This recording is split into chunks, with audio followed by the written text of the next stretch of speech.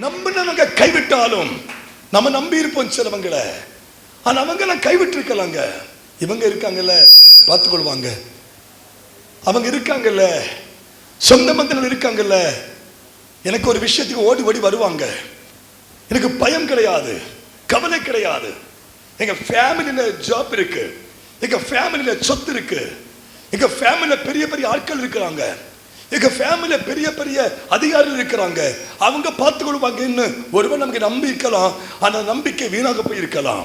ஆனா கர்த்தர் சொல்றாரு, நான் உன் கூட இருக்கிறேன், நான் உன் கூடவே இருக்கிறேன், உன்னை கைவிட மாட்டேன், உன்னை கரம் பிடித்து நடத்துவேன், கண்ணை வைத்து ஆலோசனை சொல்லுவேன், நீ விழுந்து விடாத படிக்கு, நீ சோர்ந்து விடாத படிக்கு உன்னை கரம் பிடித்து உன்னை நடத்துவேன் சர்வ வல்லமையுள்ள கர்த்தர் சொல்லுகிறார்.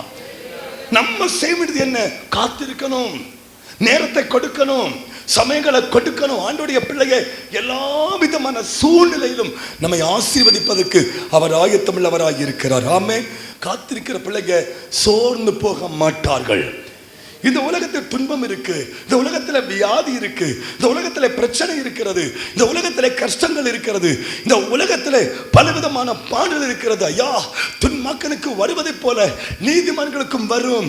துன்மாக்கனுக்கு வருகிற சோதனை போல, துன்மாக்கனுக்கு வருகிற நிந்தையை போல, துன்மாக்கனுக்கு வருகிற வீழ்ச்சியை போல அது ஆண்டவருடைய பிள்ளைகளுடைய வாழ்விலும் நீதிமானுக்கும் வரும். ஆனா அந்தந்த காரியங்கள் வரும்பொழுது, துன்பங்கள் வரும்பொழுது அவை எல்லாவற்றையும் சர்வ வல்லமுள்ள கர்த்தர் நமக்கு முழு ஜெயத்தையும் தர வல்லமுள்ளவராகவே இருக்கிறார். சிலர் நினைப்பாங்க, துன்பத்தில் மாட்டிட்டாங்க, இனி எழும்ப மாட்டாங்க, விழுந்துட்டாங்க, இனி எழும்ப மாட்டாங்க, வியாதியில படுத்திருக்கிறாங்க, இனி எழும்ப மாட்டாங்க, கடந்த பாடத்தில் விழுந்திருக்கிறாவ இனி எழும்ப மாட்டாங்க, தீராத வியாதி வந்திருக்கிறது, இந்த குடும்பம் எழுந்திருக்காது, இந்த குடும்பம் இனி வாழாது, இந்த குடும்பம் அழிந்து போகும், அவ்வளவுதான் என்று ஆண்டவருடைய பிள்ளையை சிலர் சொல்லுவார்கள். ஆனால் ஆண்டவர் சொல்லுகிறார், விழுந்தாலும் எழுந்திருப்பீர்கள், உடைந்து போனாலும் உருவாக்கப்படுவீர்கள். இங்க என்னால் மறக்கப்படுவதில்லை. ஏன்னா நான் சர்வ வல்லமை உள்ள தேவன். நீ உடைந்து போவதில்லை, உடைந்து போனாலும் உன்னை உருவாக்குற வணங்குற ஒரு குயவன் கரமாய் நான் உனக்காய் இருக்கிறேன். Hallelujah.